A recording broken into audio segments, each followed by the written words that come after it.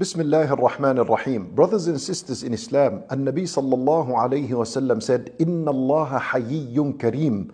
Allah Azza wa Jal is shy, a shyness that befits His greatness and majesty. Kareem, He is generous, the most generous. يستحي من العبد إذا رفع إليه يديه أن يردهما صفرا.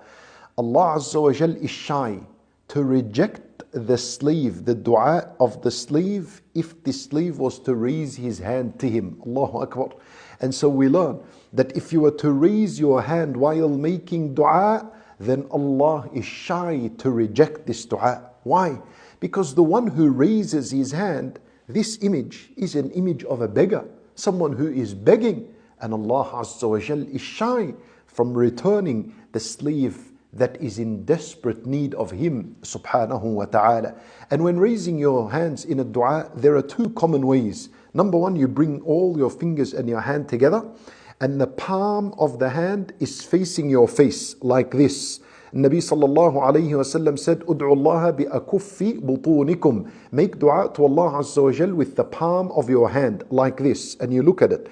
The other way is to raise your fingers towards the sky. So like this, more vertical. You raise your fingers to the sky and you look into your palm and you make a dua.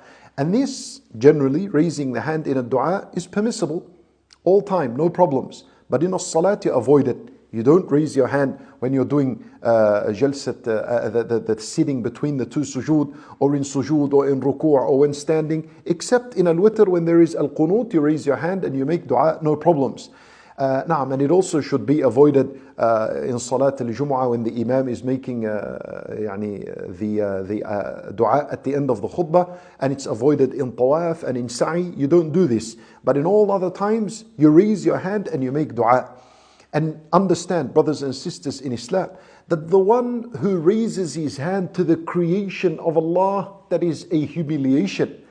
And the one who raises his hand to the Lord of the creation, to the Creator, then that is an honor and an elevation for him. And so, brothers and sisters in Islam, we ask Allah subhanahu wa ta'ala to grant us goodness in this life and in the afterlife. Allahu a'lam. وصلى الله وسلم وبارك على نبينا محمد وعلى آله وصحبه أجمعين.